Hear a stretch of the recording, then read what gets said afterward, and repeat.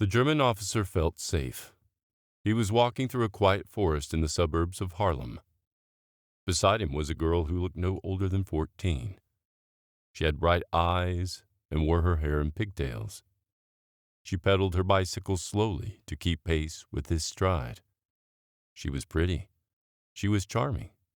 She was exactly what the officer needed after a long week of enforcing the occupation. He thought he was on a romantic walk. He thought he had charmed a local girl into showing him the scenery. He was wrong. The girl wasn't looking for a boyfriend. She was looking for a spot where the ground was soft. She was looking for a place where the trees were thick enough to muffle a gunshot. Beneath the innocent dress and the bicycle basket was a small, heavy pistol. She stopped the bike. She smiled at him one last time. Before the officer could react, the pigtails were forgotten. The girl pulled the trigger. She didn't look away. She didn't scream. She got back on her bicycle. She adjusted her skirt. She pedaled away as the forest returned to silence. Her name was Freddie Overstegen. By the time the war ended, she would be one of the most feared assassins in the Dutch resistance. She proved that the most dangerous weapon in Europe wasn't a tank. It wasn't a bomber. It was a 14-year-old girl on a bicycle who knew exactly how to look invisible. The story of Freddie Overstegen doesn't begin with a gun. It begins in a small, crowded apartment in the city of Harlem. The year was 1940. The world was watching the Nazi war machine tear through Europe. But for Freddie and her older sister, Truce, the fight had started much earlier. Their mother was a fierce communist. She didn't believe in silence. She believed in action. She raised her daughters to be skeptics of authority. The Overstegen household was a hub for rebels long before the first German boot touched Dutch soil. They didn't just talk about politics, they lived them. They shared their meager food with those who had less. They opened their doors to anyone fleeing oppression. In the mid-1930s, Jewish families began arriving from Germany. They were terrified. They were hunted. Most people in Harlem looked the other way. The Overstegens did the opposite. They hid these families in their own home. Freddie was just a child when she started keeping secrets. She learned how to hide people under floorboards. She learned how to recognize the sound of a suspicious knock on the door. She learned that a calm face was the best defense against a search party. This upbringing created a specific type of resilience. Freddie and Truce weren't afraid of the boogeyman. They were being trained to hunt him.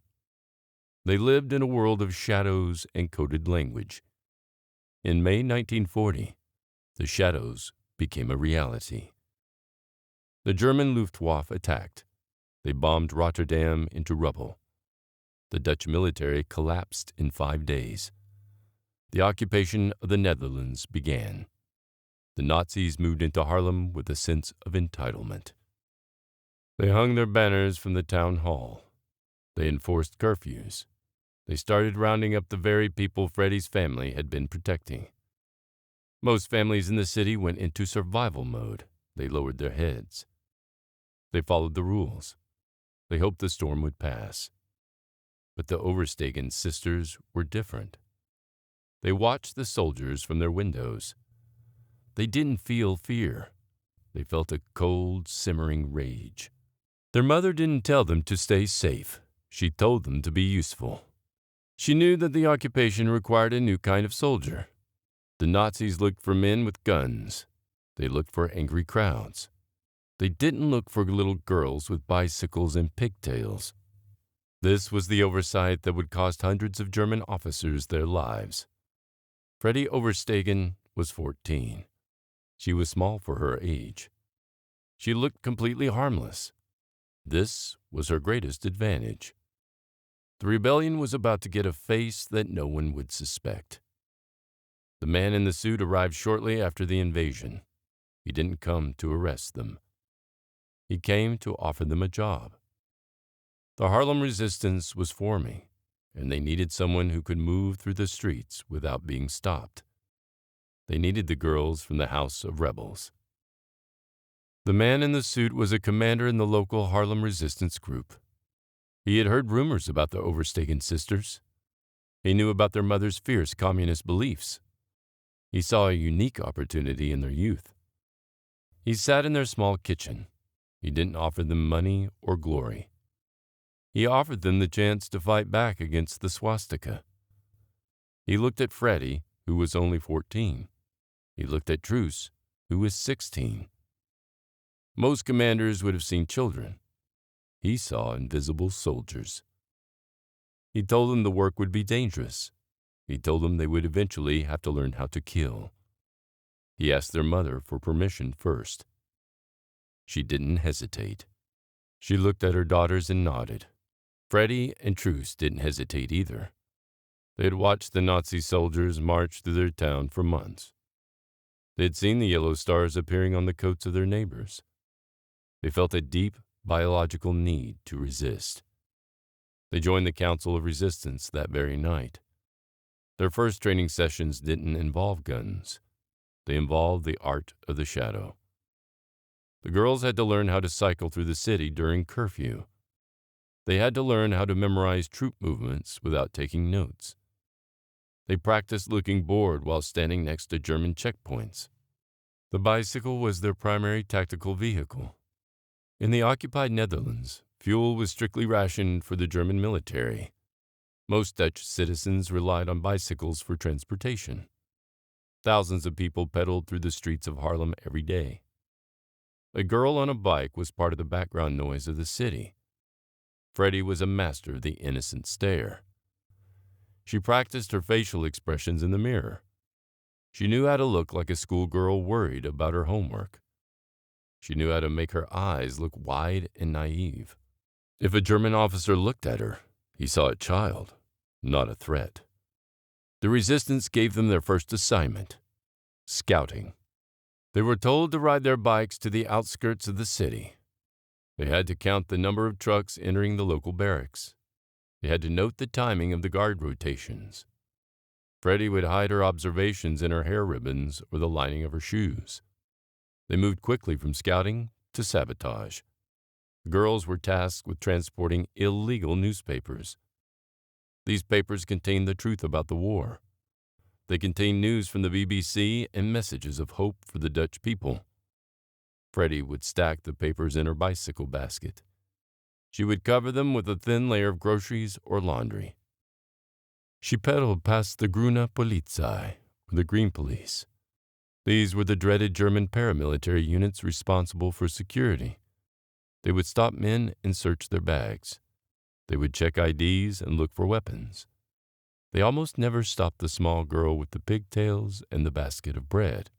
Freddie felt a rush of adrenaline every time she crossed a checkpoint. She knew that a single mistake meant the concentration camps. She thrived under the pressure. She realized that the Nazis were arrogant. They believed their own propaganda about the weaker sexes and the innocent young. The commander was impressed by their efficiency. He decided it was time for the sisters to move to the next level of resistance work. He introduced them to the concept of liquidation. This was the resistance term for assassination. They were targeting Dutch collaborators and high-ranking Nazi officials who were too dangerous to live. The girls were given a small handgun. It was a 7.65 millimeter pistol. It was small enough to fit in a coat pocket or a bicycle bag. They had to learn how to clean it. They had to learn how to clear a jam in total darkness. Freddie found that she was a natural shot. She didn't have the shaking hands of an amateur. She had the steady, cold focus of a professional. She viewed the pistol as a tool. It was no different than a wrench or a hammer. It was a tool for dismantling a machine of hate. The psychological transition was the hardest part. The commander sat them down for a final talk. He asked them if they were truly ready to pull the trigger. He told them that once they started, they could never go back to being normal children. Freddie looked him in the eye. She told him that the Nazis had already taken her childhood. The first mission was set. It wasn't a random attack. It was a targeted strike against a high-ranking collaborator. This man was responsible for the deaths of dozens of resistance members. He was a traitor to his own people. He felt safe because he was protected by German guards. The resistance had tracked his routine.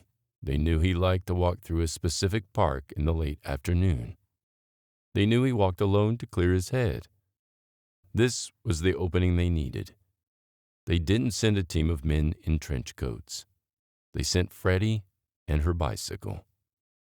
The plan was simple. Freddie would ride ahead of him. She would look for a secluded spot. She would wait for him to pass. She would then approach him and ask him for a light or for directions. When he stopped to help the lost girl, she would do what she was trained to do. Freddie spent the night before the mission checking her bicycle tires. She checked the chain. She cleaned the frame. She made sure the basket didn't rattle. She wanted everything to be perfect. She was the daughter of a rebel, and she was ready to ride into history. The morning of the first mission was cold. Freddie woke up before the sun. She felt the chill of the Dutch air against her skin. She didn't look at herself in the mirror as a child. She looked at herself as a soldier. She wore her most innocent dress. She tied her pigtails tight. She wanted to look like a girl going to pick flowers. She was actually going to pick a target. She walked to the shed where her bicycle was kept. It was a sturdy black gazelle with a wire basket. She checked the tires one last time. She squeezed the rubber to ensure the pressure was perfect.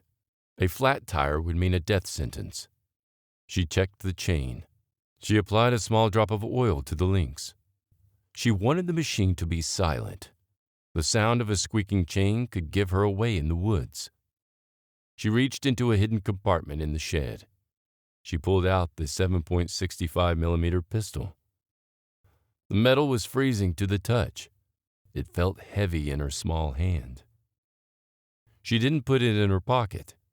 She wrapped it in a piece of old cloth. She placed it at the very bottom of her bicycle basket.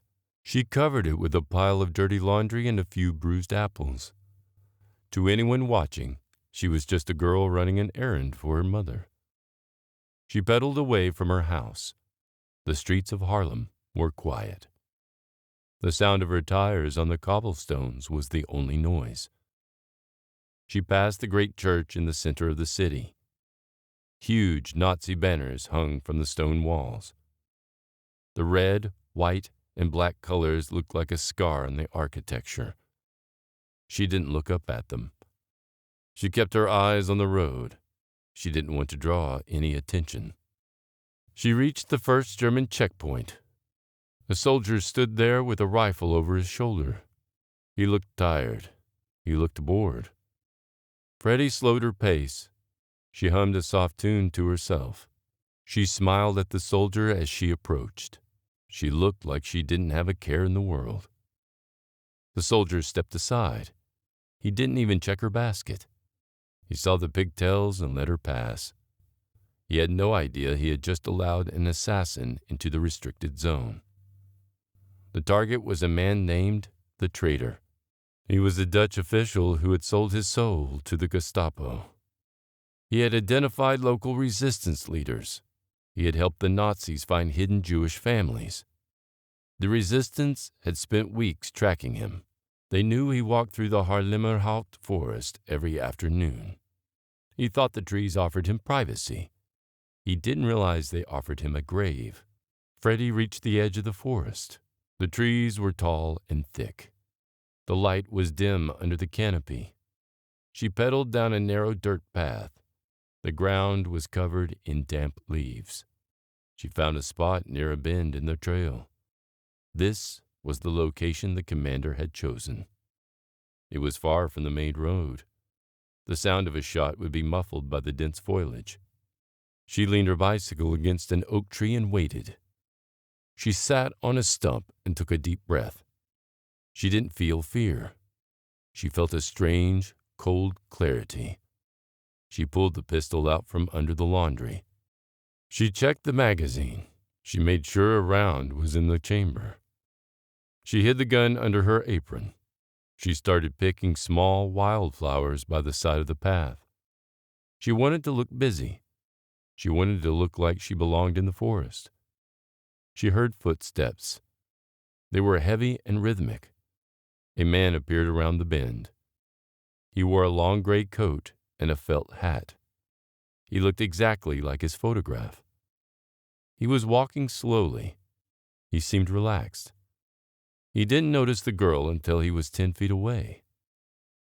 Freddie looked up and gave him a shy smile. She held up her bunch of flowers. "Excuse me, sir," she said in a soft voice. "Am I on the right path for the city center?"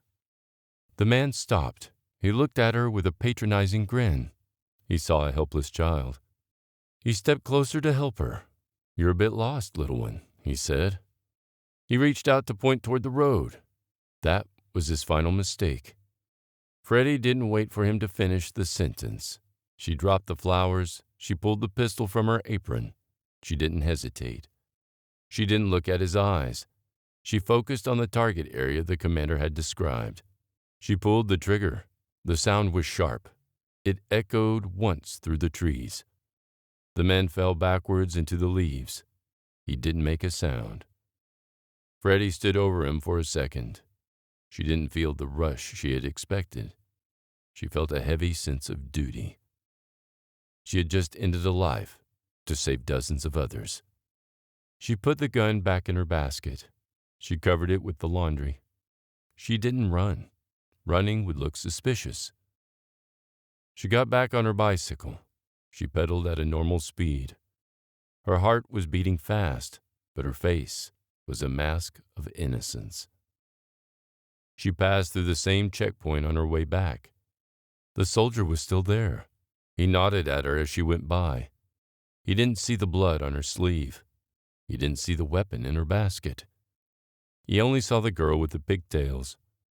Freddie returned to the house of rebels. She had crossed a line she could never uncross. This was the start of the true occupation.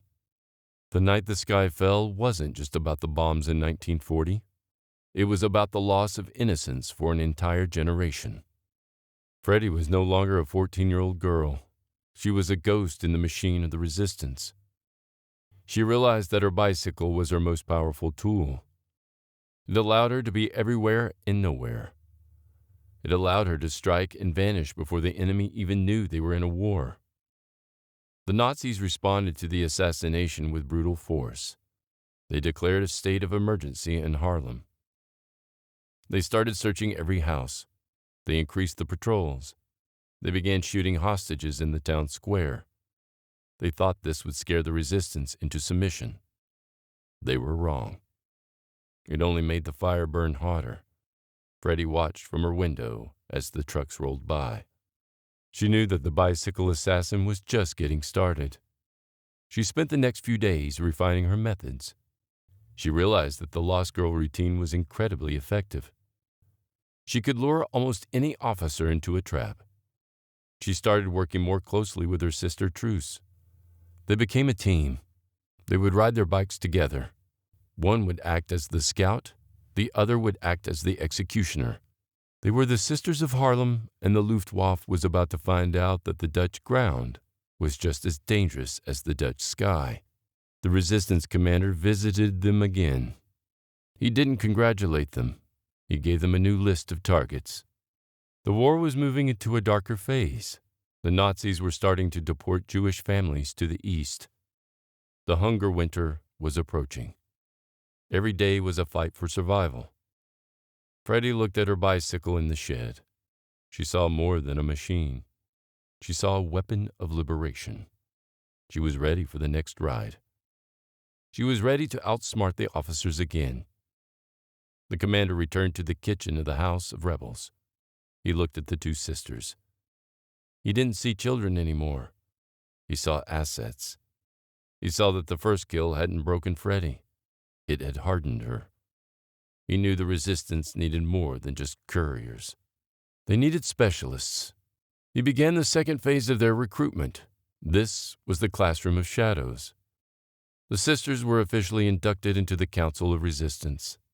This was the RVV. It was a militant group that didn't believe in passive protest. They believed in making the occupation expensive for the Germans. The commanders started their formal training. It was an education in violence and invisibility. They met in damp basements across Harlem. They met in the back rooms of butcher shops. The training was grueling. Freddie had to learn the anatomy of her 7.65 millimeter pistol. She had to take it apart with her eyes closed.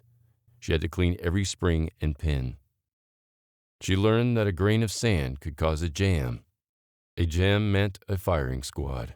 She practiced her grip until her hands were raw. She learned to shoot with both hands. She learned to shoot from the hip while pedaling her bicycle. The commander taught them about explosives. They learned the difference between TNT and plastic explosives. They learned how to set a timer using a simple kitchen clock. They learned where to place a charge on a railway track to cause the most damage. Freddie was fascinated by the mechanics. She liked the precision of it. The most difficult part of the training wasn't the weapons. It was the acting. The commander taught the girls how to use their innocence as a weapon. This was the flirt tactic. Truce was 16 but could look much older with lipstick. Freddie was 14 but could look 12 with the right hair ribbons. They were trained to frequent high-ranking Nazi bars. They were told to sit near the officers. They had to learn to listen. They had to pick up names of collaborators. They had to memorize license plate numbers. They learned to flirt just enough to get an officer to walk them home. The walk home always led through the forest. It always led to a secluded spot. Freddie practiced her Lost Girl routine until it was perfect. She learned how to fake a cry. She learned how to make a German soldier feel like a hero right before he became a victim. The bicycle remained the center of their operations. The commander taught them how to use the bike as a tactical tool. The sisters were given a new, heart-heavy assignment.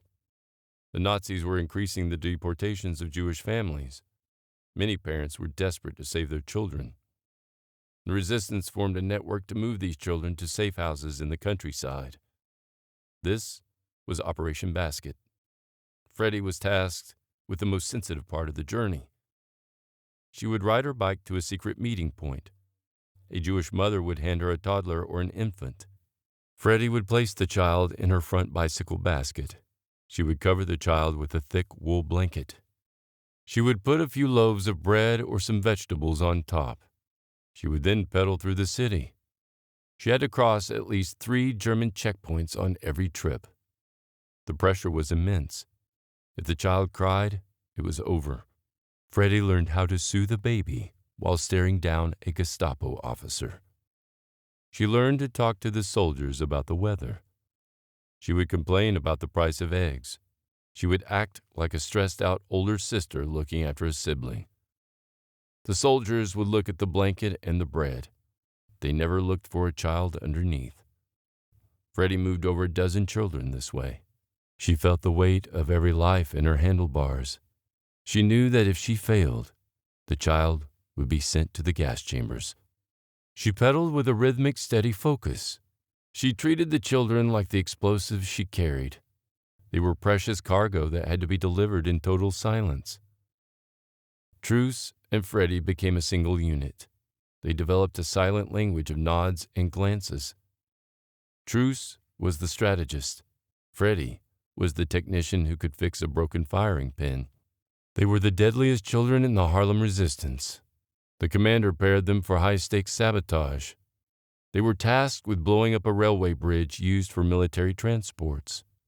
They rode 20 miles in the middle of the night to dodge patrols. They carried the dynamite in their bicycle bags. At 2 a.m., Freddie climbed down to the stone pilings. She set the charges and wired the timer with cold efficiency. They pedaled away into the darkness. 10 minutes later, the ground shook. The sound of the explosion was the most beautiful music Freddie had ever heard. The Nazis were furious and humiliated.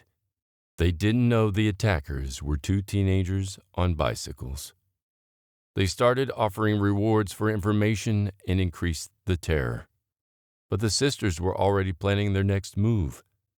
They were no longer just recruits. They were the architects of a secret war. They were ready for the next ride. The bridge was just the beginning. The smoke from the explosion cleared, and a new face joined the sisters in the shadows. Her name was Hanny Shaft. She was a law student with fiery red hair. She had been kicked out of university for refusing to sign a loyalty oath to the Nazis. She didn't want to study the law anymore. She wanted to break it. The duo became a trio. They were now the most effective cell in the Harlem resistance. Hanny brought a new level of intensity, but Freddie remained the secret weapon. She was still the girl who looked much younger than her years. The resistance commander refined their most daring tactic. This was the execution walk. It was the ultimate test of their acting skills. They would visit upscale cafes frequented by high-ranking German officers. They would dress in their best clothes. They would laugh and talk loudly in Dutch. They wanted to be noticed. They wanted to be chosen. Freddie would spot a target. She would pick an officer who looked lonely or arrogant. She would cycle past him and drop a glove. She would smile her most innocent smile. She would tell him she knew a beautiful spot in the woods. She would invite him for a private stroll. The officers were always flattered. They saw a pretty girl and a chance for a romantic encounter. They never checked her for weapons. They never suspected the bicycle leaning against the tree. The officer would walk into the Haarlemmerhout forest. He would leave his guards behind. He wanted privacy. Freddie would lead him deep into the thickets. She would talk about the birds and the trees. She would make him feel safe. But Truce or Hanny were already there. They were hidden in the tall grass. They were waiting with their pistols drawn. Sometimes Freddie was the one who pulled the trigger. She would stop walking and turn around. The officer would see the cold steel of the 7.65 millimeter before he saw the truth. They killed dozens of officers this way. They killed Dutch collaborators who were even more dangerous. Each mission was a gamble with their lives. But the bicycle always provided the escape. They would pedal away through the back alleys. They would change their coats and untie their hair. Within minutes, they were just girls on bikes again. The Nazis began to whisper about the girl with the red hair. They didn't realize there were 3 of them. They didn't realize the youngest was only 15. The execution walk turned the woods into a graveyard for the occupation. The Gestapo were terrified. They knew a ghost was hunting them. They increased the rewards. They started shooting 10 civilians for every officer killed. The pressure on the trio was immense. They weren't just fighting soldiers anymore. They were fighting the moral weight of the reprisal killings. They had to decide if the cost was too high, but Freddie knew that silence was the same as surrender. She tightened her grip on the handlebars. She was ready to ride into the heart of the storm. The pressure on the trio reached a breaking point in early 1945. The Nazis were no longer just occupying the city. They were suffocating it. The hunger winter had arrived. The Dutch people were starving. They were eating tulip bulbs to survive. Fuel was non-existent. The only thing moving in the frozen streets of Harlem were the German patrols and the girls on their bicycles. Freddie and Truce were weak from lack of food, but they refused to stop. Their missions became more desperate as the Reich began its final violent collapse. The trio faced their darkest day in March 1945. Hanny Shaft was cycling through a checkpoint with illegal newspapers and her pistol. She had dyed her iconic red hair black to hide her identity. But the roots were starting to show. A German soldier noticed the discrepancy. He searched her bag and found the weapon. Hanny was arrested on the spot. She was taken to the high-security prison in Amsterdam. Freddie and Truce were devastated. They spent days planning a rescue mission. They were ready to storm the prison with everything they had left. The resistance commander stopped them. He knew a rescue attempt would result in the deaths of the entire Harlem cell. He ordered the sisters to stand down. Freddie felt a rage she had never known. She watched from the shadows as her best friend was interrogated and tortured. Hanny never talked. She never gave up the names of the Oversteegen sisters. On April 17, 1945, just 3 weeks before the liberation, Hanny was executed. Hanny Shaft became the girl with the red hair, a martyr for the Dutch nation. Freddie and Truus were left alone to carry the fire. They continued to sabotage German movements until the very hour the Canadian tanks rolled into Harlem. The war was over, but the silence was just beginning. The sisters didn't join the victory parades. They didn't stand on stages to receive medals. They returned to their mother's house. They put their bicycles in the shed. They tried to return to a world that no longer understood them. Freddie was only 18. She had spent her teenage years as an assassin. The transition to peace was more difficult than the war itself. Freddie married and had children. She tried to live a normal life, but she never spoke about the woods. For decades, the Oversteegen sisters were forgotten by the history books. The world focused on the male leaders of the resistance. They ignored the teenage girls who had done the most dangerous work.